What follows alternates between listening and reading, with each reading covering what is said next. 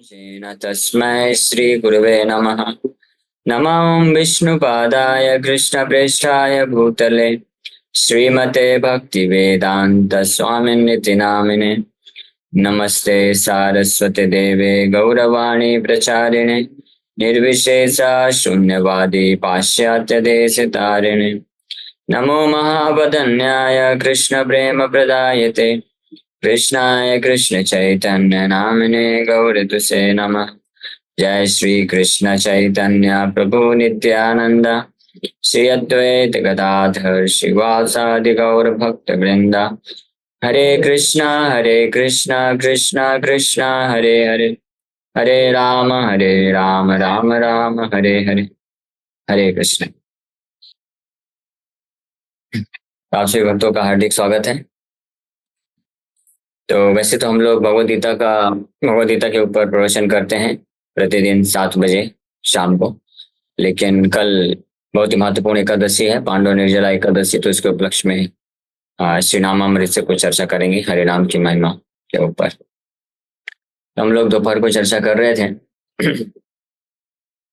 कि भगवान के नाम का कीर्तन जब संकीर्तन करने से जो आसपास का वातावरण है उसमें भी पवित्रता आ जाती है।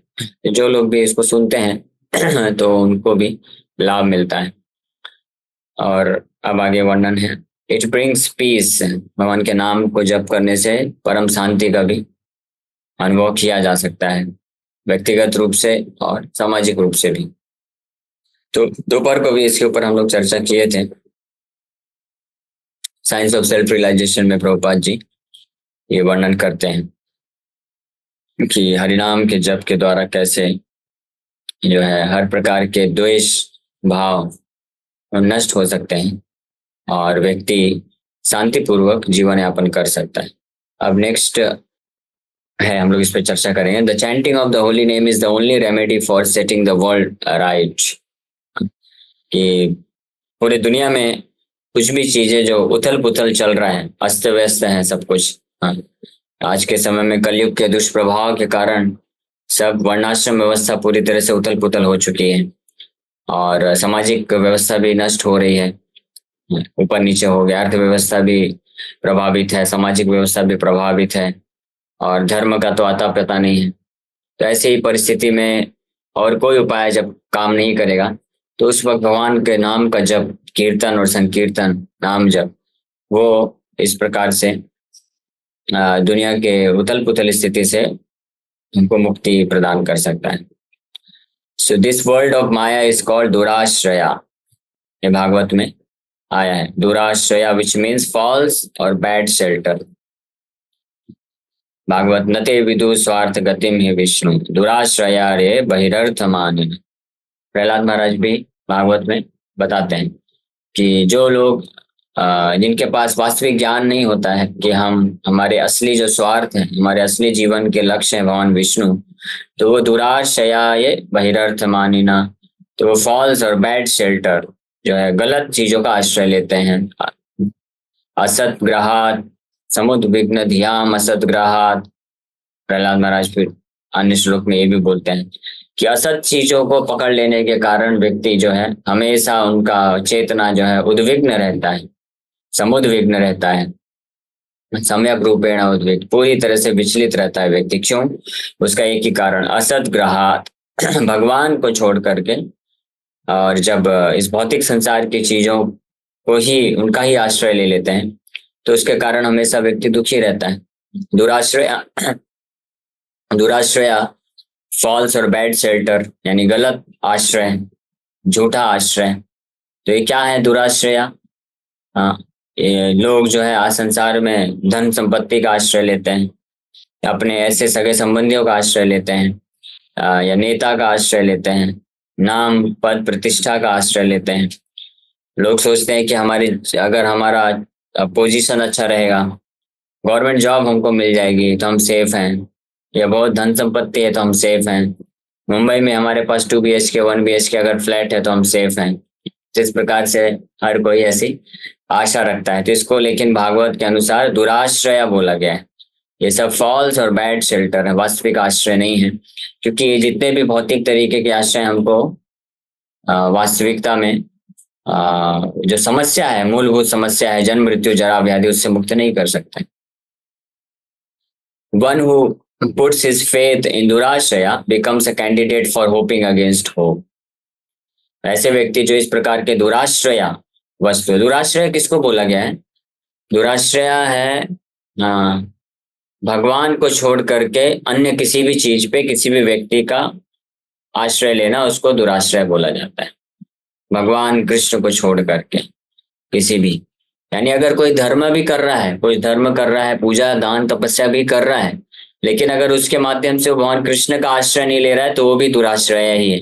वो भी उतनी ही मात्रा में एक मिस्टेक है जितनी मात्रा में कोई जो है नास्तिक होता है और भौतिक चीजों का आश्रय लेता है, उतनी ही मात्रा में वो भी एक तरह का दुराश्रय ही है, क्योंकि वो भी व्यक्ति को वास्तविक लाभ नहीं प्रदान कर सकता है। In the material world, everyone is trying to become happy, and although their material attempts are baffled in every way, due to their nescience, they cannot understand their mistakes. ये हर कोई देख रहा है और समझ रहा है कि संसार में हर कोई सुख प्राप्ति करने के लिए अलग अलग आश्रय लेते हैं, अलग अलग तरीके अपनाते हैं, लेकिन हर तरीके जो है एक के बाद क्या होते जाते हैं? सफल होते जाते हैं। आकाश को, है ना? सफल नहीं होते हैं, विफल होते हैं, है ना? ध्यान से सुनिए इसलिए। हर तरीके क्या होते हैं? विफल होते जा रहे हैं, एक के बाद दूसरा, दूसरे के बाद तीसरा, चौथा, और ये देख भी रहे हैं व्यक्ति, लेकिन फिर भी क्या कारण है? Because of नेसाइंस। नेसाइंस मतलब अज्ञानता, घोर अज्ञानता के कारण जो है व्यक्ति इस बात को समझ नहीं पाता है, बार बार वही मिस्टेक करता रहता है। People try to rectify one mistake by making another mistake. एक गलती को से बचने के लिए दूसरी गलती कर बैठते हैं। हम लोग 2 दिन पहले इसके ऊपर चर्चा कर रहे थे कि एक भौतिक समस्या को सॉल्व करने के लिए कोई भौतिक सोल्यूशन निकालते हैं, लेकिन वो जो भौतिक मटेरियल सोल्यूशन है वो अन्य कई भौतिक समस्याओं को उत्पन्न कर देती है।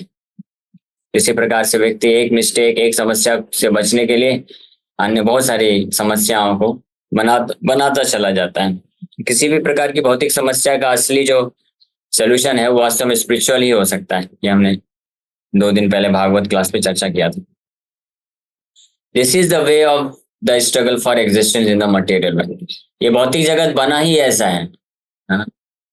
कल एक प्रोग्राम में हम गए थे बाहर, तो आप एक भक्त वर्णन कर रहे थे कि पता नहीं प्रभु जी क्या होता है कि सब कुछ अच्छा चलता रहता है, लेकिन फिर अचानक से कुछ ऐसा हो जाता है, कुछ ना कुछ समस्या आ जाती है। कभी कोई कुछ चोरी हो जाता है, कभी एक्सीडेंट हो जाता है, या कभी कोई आकर के अनावश्यक रूप से निंदा कर देता है, इंसल्ट कर देता है।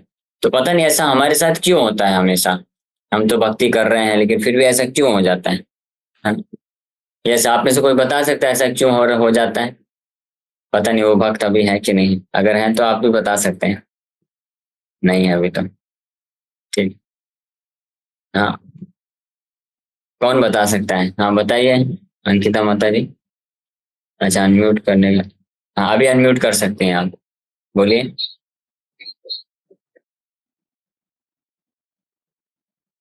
हाँ बताइए अंकिता माता जी, सुन पा रही हैं? हाथ उठाया। अच्छा, आराधना, ओके, आराधना देवी माता जी ने हाथ उठाया। हाँ बोलिए बोलिए। हरे कृष्णा प्रभु जी। और एक आराध्य हो गए, इसलिए कंफ्यूजन हो जाता है। ठीक है, बोलिए माता जी। जब हम भक्ति करते हैं ना तो भगवान है ना तो हमारा पग पग पर परीक्षा लेते हैं, इसीलिए हम संकट में डाल देते कि वो देखते कि तुम संकट से भी निकल के मेरी भक्ति शुरू ही रखते हो कि हम फिर मैं संकट लेता हूँ तो मुझे छोड़ देते हो, इसीलिए भगवान पग पर परीक्षा लेते हैं हमारे।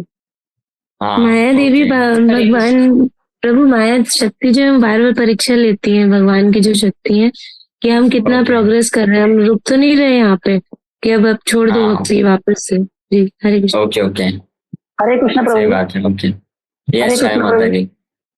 अपने पूर्व जन्म के कर्म के अपने ये टाइम में आता है। हाँ, पूर्व जन्मों के कर्म के कारण। ओके, और कोई? यस प्रतिज्ञा माता जी। हरे कृष्णा प्रभु जी। प्रभु जी मेरे हिसाब से ऐसा मतलब मैंने पढ़ा है कि मटेरियल वर्ल्ड जो है वो उसको दुखालय कहते हैं, और ऐसा वर्णन है कि दुखालय शाश्वतम, मतलब यहाँ पे मतलब सुख की इच्छा करना ही एक हाँ तरीके से बेवकूफी है। यस मतलब यस हम लोग वेरी गलत नाइस। डायरेक्शन में हैप्पीनेस की सर्च कर रहे हैं, क्योंकि हाँ जो यस खुशी है वो शायद भगवान के चरणों में ही है। तो हाँ या डेफिनेटली बिल्कुल सही, परफेक्ट आंसर। बाकी भी माता जी ने जो बताया, आराधना माता जी, छाया माता जी, तो वो भी सही है, लेकिन वो उसके बाई प्रोडक्ट हैं। लेकिन मूलभूत कारण क्या है, क्यों हमारे जीवन में किसी भी कैसी भी परिस्थिति हो कुछ ना कुछ समस्या रहेगा ही, क्योंकि हम लोग इस जगत में हैं, भौतिक जगत में होने के कारण, भौतिक जगत में है, इसीलिए इस जगत का नाम ही है दुखालयम अशाश्वतम, यहाँ पे दुख ही मिलने वाला है। तो इसलिए आ, इस संसार में किसी भी कितना भी कोई एडजस्टमेंट कर ले, वास्तव में वो अपने जीवन से सारे दुखों को नष्ट कर ही नहीं सकता है, कुछ ना कुछ आता ही रहेगा, आता ही रहेगा, क्योंकि हम लोग गलत जगह हैं। हाँ, तो वो भक्त पूछ रहे थे कि प्रभु जी मैंने ऐसा क्या कर दिया, मैं तो भक्ति कर रहा हूँ, फिर बार बार मेरे जीवन में ऐसा ऐसा क्यों हो जाता है। तो मैं बोला हमने ऐसा एक गलती कर दिया है क्या, ये भौतिक शरीर हमने ले लिया, यही हमसे बड़ी मिस्टेक हुई है, इसीलिए हमको बार बार ही आएगा। हमने क्या गलती किया है, तो इसलिए बोला जाता है कि जो भी इस भौतिक जगत में है, इस भौतिक शरीर को धारण किए हैं, तो वो सब अपराधी हैं, क्योंकि ये भौतिक शरीर क्या है, जेल की वर्दी है ये, है ना। ये भौतिक जगह जेल है और जेल की वर्दी है। अभी जेल में किसी को एडमिशन मिल गया है, उसको कैदी बना दिया गया है, अब वहां जेल में रहते हुए कितना भी अच्छे से व्यवहार करे, उसका पनिशमेंट तो मिलेगा ना उसको। हाँ, तो उसी प्रकार से तो यही हमने बहुत बड़ी मिस्टेक किया है कि हम इस भौतिक जगत में आ गए हैं। तो इसलिए सोल्यूशन क्या है कि इस भौतिक जगत में रहते हुए ऐसे कार्य करो कि यहाँ से वापस निकल के भगवान के धाम चले जाओ, तभी हम वापस में हर प्रकार से मुक्त हो सकते हैं सभी समस्याओं से। एकमात्र सोल्यूशन यही है।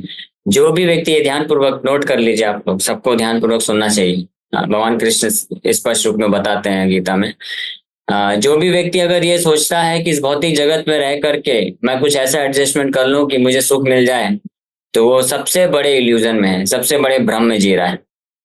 चाहे भक्त हो या अभक्त हो, कोई फर्क नहीं पड़ता है। जो अभक्त हैं वो तो पाप करते हैं, भौतिकवादी हैं, तो उनको ज्यादा दुख मिलता है। लेकिन जो भक्ति मार्ग में लगे हैं वो पाप नहीं करते हैं, पुण्य है, उनका जीवन पुण्य से चलता है। लेकिन भौतिक जगत में होने के कारण यहाँ पे जो दुख है वो तो आएगा ही आएगा। इसलिए भक्त लोग, जो वास्तविक भक्त होते हैं, भक्त जिनको बोला जाता है, तो वो इस सिद्धांत को जानते हैं, इसलिए भ्रमित नहीं होते हैं। वो जानते हैं कि भौतिक जगत में जब तक है तो दुख मिलना ही है, तो इसलिए वो एडजस्टमेंट क्या करते हैं, देखिए ध्यान से सुनिएगा। जो भक्त नहीं होते हैं ना, वो लोग एडजस्टमेंट करते हैं इस संसार में कि हम कैसे अपने दुखों को बाहर हटा सकें और अपने आप को कंफर्टेबल बना सकें। भक्त लोग जानते हैं कि कितना भी हम दुख हटाने का प्रयास करें कोई फायदा नहीं है। तो भक्त लोग क्या प्रयास करते हैं कि कैसे मैं इस भौतिक संसार में रहते हुए अपने भौतिक जीवन को ऐसे एडजस्ट कर लूं कि मैं भक्ति बराबर तरीके से करता चलता रहूं। ये भक्त लोग एडजस्टमेंट करते हैं। जैसे उदाहरण के लिए कोई समुद्र में गिर गया है, हाँ, तो समुद्र में गिरेगा तो गीला तो होगा ना, बच सकता है क्या। और समुद्र में कितना भी तैराक हो, कितना भी बड़ा, तो बार बार डूबेगा भी, वेव्स भी आ रही हैं, तो कभी पानी उसके नाक में जाएगा, मुंह में जाएगा ही, है ना। तो भौतिकवादी व्यक्ति क्या होते हैं, वो प्रयास करते हैं, अब हम अपने आसपास से पानी हटाने का प्रयास करते हैं। वो सोचते हैं अभी ये पानी मेरे नाक में आ रहा है, मुंह में आ रहा है, तो इसको हटा देता हूँ। तो वो हटा देगा तो क्या होगा, फिर नीचे से दूसरा पानी आ जाएगा, समझ पा रहे हैं ना, फिर उसको हटाएगा। हाँ, और ऐसे हटाते रहते प्रयास करते रहते हैं। लेकिन बुद्धि नहीं खुलता है कि हम जब तक इस समुद्र में पड़े रहेंगे तब तक कितना भी पानी हटाते रहें, पानी कहीं ना कहीं से घुस ही जाएगा। लेकिन भक्त लोग क्या करते हैं, जो इस समुद्र में है, वो क्या करते हैं, वो अपने पानी को हटाने की कोशिश नहीं करते हैं। वो इस प्रकार से कोशिश करते हैं कि कैसे मैं समुद्र के तट पे आ जाऊं, है ना। वो तट उनका गोल निर्धारित रहता है कि वहां पे तट है, किनारा है, तो मुझे वहां पे जाना है तैर तैर के। और अगर कोई नाव दिख रहा है जो दूर से, तो नाव को आवाज देंगे, आ जाओ मुझे बचा लो, है ना। और यहाँ पे तो नाव तो खुद आई है हमारे पास। हाँ, तो इस प्रकार से भक्त लोग बुद्धिमान होते हैं। वो इस भौतिक जगत में रहते हुए ऐसे जीवन यापन करते हैं, इस प्रकार से एडजस्टमेंट करते हैं कि वो भगवान का ज्यादा से ज्यादा आश्रय ले सके, भगवान का ज्यादा से ज्यादा नाम जप कर सके, श्रवण कर सके, सेवा कर सके। वो बुद्धिमान है। भक्तों को मालूम है कि हमारे पास जीवन है, कुछ हजार दिन है हमारे पास, आपके पास कितने हजार दिन है? नहीं मालूम? काउंट कर लीजिएगा। जिनका भी जितना भी उम्र है तो उसमें से 80 में से माइनस कर लीजिए। मान के चलते हैं अभी सब आप लोग 80 वर्ष जीने वाले हैं, लगभग मान लेते हैं। वो भी गारंटी नहीं है, कोई 70 75 60 कितने में भी जा सकती है, गाड़ी कभी भी रुक सकती है, लेकिन मान लीजिए 80 वर्ष हैं तो 80 से आपका अभी उम्र है उतना माइनस करिए, जितना भी शेष आता है उसको 365 से मल्टीप्लाई कर दीजिए। ठीक है, तो कुछ आपके पास आ जाएंगे। किसी के पास 10,000 दिन होंगे, किसी के पास 12,000 15,000 18,000 दिन होंगे। ज्यादा से ज्यादा तो इतना ही होंगे, 18,000 तक ही। जिनके पास जो 25-30 साल के होंगे नवयुवक लोग, तो उनके पास 18-20,000 दिन होंगे। हाँ, एक इस प्रकार का कैलकुलेशन कुछ करना चाहिए, कभी कभी मैथमेटिक्स काम आ जाती है, क्योंकि हमको फिर भ्रम से हम निकल जाएंगे।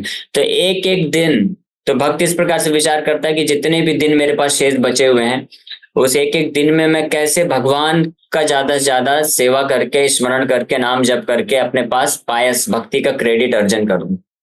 हाँ, ताकि मेरा ये जीवन अवधि, ये मनुष्य दुर्लभ मनुष्य जीवन मिला है, तो ये कंप्लीट होते होते मैं भक्ति का जो अकाउंट है, बैलेंस है, उसको कंप्लीट कर लेता हूँ। तो मुझे वापस से नहीं आना पड़ेगा भौतिक संसार में। मैं समुद्र के कहाँ पहुंच जाऊंगा? तट पे पहुंच जाऊंगा, और तट से फिर बढ़िया घर पे जा सकते हो। तो इसी प्रकार से भौतिक संसार के तट पे आ जाएंगे, और भगवान वहां पे हाथ फैला के खड़े हैं, आओ अपने साथ वैकुंठ लेके जाने के लिए। ठीक है, वॉइस ब्रेक हो रही है? अरे आपको तो क्लियर आएगी ऑनलाइन। अच्छा, और भक्तों को मेरा वॉइस ब्रेक हो रहा है क्या? ठीक है, पता नहीं, अभी नेट तो अच्छा वाला ही। ओके, तो इस प्रकार से ये भौतिक जगत का ये लक्षण है, इसलिए भक्त लोग कभी भ्रमित नहीं होते हैं, वो हमेशा यही प्रयास करते हैं। है ना? इसीलिए जब कोई कुछ दिन पहले प्रश्न पूछे, पार्वती माता जी पूछ रही थी, तो मैंने इसलिए ये उत्तर दिया कि अगर कोई कुछ बोल देता है, इंसल्ट कर देता है, तो भक्त का भाव क्या रहता है? अपना टाइम क्यों वेस्ट करना? अगर, क्योंकि एक साल में 365 दिन होते हैं, 365 दिन में हमारे मान लीजिए 15-20 रिलेटिव लोग या फ्रेंड सर्कल में कोई आकर के कुछ बोल दिया, और एक ने किसी ने कुछ बोला, उसके चक्कर में हम एक हफ्ते तक डिप्रेशन में रहे, तो ऐसे कितने दिन वेस्ट हो जाएंगे? 100-150 दिन तो ऐसे ही वेस्ट हो जाएंगे। तो क्या फायदा हुआ? ये बुद्धिमानी है क्या? ये तो मूर्खता है। इसलिए भक्त क्या होता है, किसी ने कुछ बोल दिया, एक कान से सुन करके निकाल देता है, यहीं से, अंदर भी नहीं जाने देता है, क्योंकि अंदर ट्रेवल करेगा तो 2-4 सेकंड वेस्ट हो जाएगा ना। 2-4 सेकंड में आप एक हरे कृष्ण महामंत्र जप कर लोगे। इसलिए भक्त लोग टाइम वेस्ट नहीं करना चाहते हैं। वो जानते हैं कि हमारे पास समय बहुत कम है और समय बहुत बहुमूल्य है, इसलिए कोई कुछ भी होता है वो सहन करके अपना ज्यादा से ज्यादा समय जो है भगवान का श्रवण कीर्तन नाम जप इसमें लगाना चाहते हैं। और यही कारण है कि भक्त लोग प्रायः देखा गया है कि जो सिंसियर भक्त होते हैं तो अपने भौतिक शारीरिक चेतना को त्याग देते हैं, ज्यादा भौतिक शरीर के लिए फंसे नहीं रहते हैं, क्योंकि मालूम है ये भौतिक शरीर है, व्याधियों का घर है, कितना भी इसको अच्छे से खिलाओ पिलाओ, अच्छे से योग साधन एक्सरसाइज कुछ भी करो, बीमार तो पड़ेगा ही, बूढ़ा तो पड़ेगा ही। हम ऐसा नहीं बोल रहे हैं कि आप शरीर का ध्यान मत रखिए, शरीर का ध्यान रखिए, एक्सरसाइज करिए, योगा करिए, बीमार पड़ते हैं तो दवाइयां लीजिए, अच्छे से खान पान रखिए, वो करिए, लेकिन वो सब के इतना नहीं हो जाना चाहिए कि कई बार ऐसा होता है कि कुछ लोग, अब हमारे शरीर की जो तकलीफ आती है वो पूर्व जन्म को कर्म के अनुसार है। आप कितना भी एडजस्टमेंट करने की कोशिश करेंगे तो अभी एडजस्ट हो जाएगा, लेकिन फिर दूसरे रूप में वापस से प्रकट हो जाएगा, तो उसको हम टाल नहीं सकते हैं। इसलिए केवल अगर हम टालना चाहते हैं ना, तो वास्तविक मेडिसिन क्या है? जो शुद्ध हरिनाम जप करे के स्तर पे आ जाएगा, शुद्ध हरिनाम जप करेगा तो उसके पूर्व जन्म के कर्म भी नष्ट होने हो जाते हैं, तब उसके शारीरिक कष्ट मानसिक कष्ट भी नष्ट हो जाएंगे। तो इसलिए बाहरी रूप से हमको आचरण उतना ही भौतिक शरीर के लिए करना चाहिए जितना करके हम कंफर्टेबली का मतलब वो भी एक अलग अलग परिभाषा है सबकी। कंफर्टेबली मतलब अगर आप बैठ के या चल के खड़े होकर के कैसे भी हरे कृष्ण महामंत्र जप कर पा रहे हैं तो यानी आपका शरीर स्वस्थ है। ठीक है, अब ये मत देखिए अरे मेरा 10 किलो वेट कम हो गया है या 20 किलो बढ़ गया है, तो वो फिर तकलीफ हो जाएगा। मेरे को स्पेशली कुछ भक्त लोग बोलते रहते हैं अरे आपका कितना वजन है? मैं बोला मैं जब से पैदा हुआ हूँ मेरा BMI बॉडी मास इंडेक्स कभी 18 टच भी नहीं किया है, 18 से हमेशा नीचे रहता है, 14-15 रहता है। मालूम है ना आपको? BMI पढ़ा होगा। BMI के अकॉर्डिंग जिसका जो 18 से 24 BMI होता है वो मतलब स्वस्थ माने जाते हैं। 18 से अगर कम है किसी का तो उसको बोलते हैं कि माल न्यूट्रिशन, यानी कुपोषित है, कुपोषण का शिकार है। और अगर 24 या 26 से ज्यादा हो गया तो ओबेसिटी बोलते हैं कि मोटापा है उसको। लेकिन मेरा तो बचपन से पूरे जीवन में 18 के ऊपर कभी गया ही नहीं, 18 16 17 भी नहीं गया। तो कई बार ऐसे पूछते हैं डॉक्टर, हमारा इधर भक्ति वेदांता हॉस्पिटल है मैं उधर कभी नहीं जाता ट्रीटमेंट कराने के लिए, कभी कुछ हो जाता है, क्योंकि उधर जाऊंगा हमारे डॉक्टर सब भक्त लोग हैं, तो उनको दिखाते हैं तो बोलते हैं प्रभु जी आप जो है मेडिकली पूरी तरह से अनफिट हैं, आपको अभी 1 हफ्ते के लिए एडमिट होना पड़ेगा एक हफ्ते आप एडमिट हो जाइए, आपका अच्छे से ट्रीटमेंट करेंगे। इसलिए मैं कभी नहीं जाता उधर। 2 बार गया 3 बार गया, वो हर बार एडमिट कर देते हैं, क्योंकि वो चेकअप करेंगे देखेंगे ये तो मेडिकली अनफिट है, कुपोषण है, इसको एडमिट करो ट्रीटमेंट करो। तो इसलिए आप मेडिकल चेकअप कराएंगे तो ये ऐसे ही पता चलेगा। तो हमारा शरीर ऐसा ही है, तो इसलिए मैं यही बस ध्यान रखता हूँ कि अगर अच्छे से खान पान रखना चाहिए, अच्छे से जो है जो भी जरूरत है मिनिमम वो करना चाहिए, बाकी समय यूटिलाइज करना चाहिए, वेस्ट नहीं करना चाहिए, भगवान के नाम का जप करना चाहिए। 16 माला तो अच्छी बात है लेकिन ज्यादा करना चाहिए। और कल एकादशी है विशेष रूप से, तो उसका लाभ उठाइए। अभी समय हो गया है तो यहीं पे विराम करूंगा, क्वेश्चन आंसर ले लेंगे कुछ। तो कल एकादशी है तो कम से कम एक दिन ट्राई करिए, भौतिक चेतना के ऊपर उठ के कार्य करने का एक ये सुअवसर है। हाँ, शरीर को भूल जाइए एक दिन के लिए और मन को भी भूल जाइए। शरीर मतलब ये भौतिक शरीर भी और मन भी आता है उसमें, मन भी एक तो शरीर है ना, सूक्ष्म शरीर है। तो प्रायः ज्यादातर लोग मानसिक रूप से ही जो है परेशान रहते हैं, इसलिए नाम जप नहीं कर पाते हैं। तो कल के दिन भूल जाइए कि शरीर है मन है, कल के दिन केवल हरिनाम है। एक दिन हरिनाम को डेडिकेट कर दीजिए और कल प्रयास करिए ध्यान पूर्वक ज्यादा से ज्यादा माला जप करने का। 64 माला तो ठीक है, मिनिमम वाव ले लीजिए, लेकिन ज्यादा कर सकते हैं। कई भक्त लोग हैं जो 192 राउंड्स करते हैं, तो आप कर्ज किया जा सकता है। एक दिन ट्राई तो करिए, 8 घंटे 10 घंटे 15 घंटे 20 घंटे हरिनाम जप करने का एक्सपीरियंस करिए कुछ। इसका भी अमृत, हरिनामामृत, हम लोग नामामृत चर्चा कर रहे हैं, तो इस नामामृत को एक्सपीरियंस करने का प्रयास करिए। तो इसी के साथ यहीं पे विराम करते हैं। Thank you very much. Yes Ankita माता जी, क्या प्रश्न है आपका? हरे कृष्णा जी, पंचांग प्रणाम। प्रभु हरे जी, कृष्णा। जो कष्ट आते हैं जैसे आपने कहा सुख दुख जो रहते हैं वो इस कलयुग का लक्षण है, लेकिन वैष्णव भक्त जो इस्कॉन में जैसे हम देखते हैं कई लोग तो वो हमेशा हैप्पी रहते हैं, यूट्यूब में भी देखा है, तो उसका क्या कारण है? हरे कृष्ण। उसका ये कारण है कि वैष्णव भक्त लोग का जो हैप्पीनेस का पैरामीटर है वो शरीर के स्तर पे हैप्पीनेस को नहीं काउंट करते हैं वो, क्योंकि मालूम है शरीर जो है वो कभी हम उसको सुख नहीं दे सकते हैं। वैष्णव कौन असली वैष्णव है, भक्त है, उसका लक्षण ये है कि अगर वो उसको कृष्ण का सेवा करने का मौका मिल रहा है, कृष्ण का नाम जप स्मरण करने का मौका मिल रहा है, तो वो उसके लिए हैप्पीनेस का स्थिति है, तो आनंद का बात है। और अगर वो नहीं मिल रहा है तो उसके लिए दुख की बात है, भले कितना कंफर्टेबली हो। 500 रुपए। तो श्रील भक्तिवेदांत ठाकुर को अंतिम समय में डॉक्टर ने बोल दिया कि आप अभी प्रवचन देना बंद करिए, आप अगर प्रवचन देंगे आपका जो शरीर साथ नहीं दे रहा है तो आप जो है सरवाइव नहीं कर पाएंगे। तो श्रील भक्तिवेदांत ठाकुर बोले कि what is the use of living if I am not able to speak about Krishna, क्या जरूरत है जीने का। लेकिन वो फिर इसलिए बिंदास होकर के प्रवचन करते थे, प्रचार कार्य करते थे। इसलिए सुखदेव गोस्वामी भी बोले भागवत में कि ऐसे हजारों वर्ष जीवित रहने से अच्छा तो है कुछ क्षण अगर पूर्ण रूप से कृष्ण भावना भावित होकर के कोई जी ले तो वो कई गुना ज्यादा महत्व रखता है। ऐसे कई वृक्ष हैं जो हजारों हजारों वर्ष जीते हैं। हाँ, खड़वांग महाराज का उदाहरण दिए, केवल एक मुहूर्त के लिए वो उनका समय बचा था, उस एक मुहूर्त में वो जा करके भगवान के धाम में बढ़िया बैठ के भगवान के चरण कमलों का आश्रय लिए और वहीं से भगवान के धाम चले गए। तो हम ऐसा नहीं बोल रहे हैं कि शरीर का ध्यान नहीं रखना है, लेकिन कई बार हम शरीर के चक्कर में इतना ज्यादा ओवर कॉन्शियस हो जाते हैं कि हम जो महत्वपूर्ण चीजें वो भूल जाते हैं कि नाम जब भी करना है। हाँ, तो वो नहीं होना चाहिए, कहने का मतलब ये। ओके, यस प्रज्ञा माता जी। हरे कृष्णा प्रभु जी ये पूछना था कि गोलोक धाम और वैकुंठ धाम सेम है क्या? हाँ सेम है, गोलोक को भी वैकुंठ धाम बोलते हैं। वैकुंठ का मतलब होता है आध्यात्मिक जगत को वैकुंठ धाम बोलते हैं। उसके 3 डिवीजन है, हाँ, एक डिवीजन का नाम गोलोक धाम है, कृष्णलोक है। कृष्णलोक में द्वारका, मथुरा और गोलोक आता है, और एक को जनरल वैकुंठ बोला जाता है। तो गोलोक भी वैकुंठ धाम है।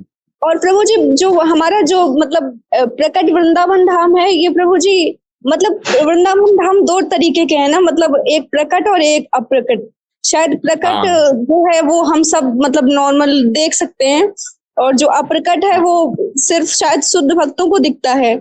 तो प्रभु जी क्या उसी को गोलोक धाम, क्या वृंदावन धाम इस गोलोक धाम? हाँ, वही है, एक ही है वो दोनों अभिन्न है, अभिन्न बोले जाते हैं। यहाँ पे जो गोलोक धाम है वो गोकुल धाम जो आध्यात्मिक जगत में है उसी का रेप्लिका है। रेप्लिका मतलब उसी का एक्सपेंशन है, विस्तार है, तो अभिन्न है। लेकिन हम भौतिक चेतना में होने के कारण वो भौतिक रूप से प्रकट हुआ है हमारे ऊपर कृपा करने के लिए, ताकि हम वैसे वृंदावन धाम का आश्रय लेकर के भक्ति में एडवांस कर सकें, और फिर उसके आध्यात्मिक स्वरूप को भी हम देख पाएंगे जो हमारे लिए अभी अप्रकट अवस्था में है। लेकिन ये आध्यात्मिक स्वरूप वाला धाम वृंदावन और अभी जो हमको भौतिक रूप से दिख रहा है, दोनों अभिन्न है, दोनों एक ही है। लेकिन हमारी भौतिक चेतना होने के कारण कृपा करके वो ऐसे प्रकट हुए हैं वृंदावन धाम। और जो जितनी मात्रा में आध्यात्मिक चेतना विकसित करता है, तो उतनी मात्रा में इसी भौतिक जगत में जो भौतिक रूप में दिख रहा है वृंदावन धाम, उसकी आध्यात्मिक स्थिति को दर्शन कर सकता है वो। हाँ, और प्रभु जी जो थोड़ा सा और इसमें से, जैसे जो वृंदावन धाम की जो मिट्टी है प्रभु जी, जो कृष्ण कान्हा के टाइम पे थी वही है ना, मतलब चेंज थोड़ी नहीं हुई होगी? हाँ, वही है। ठीक है, थैंक यू। ओके, ठीक है, तो अभी समय हो गया, यहीं पे विराम करेंगे।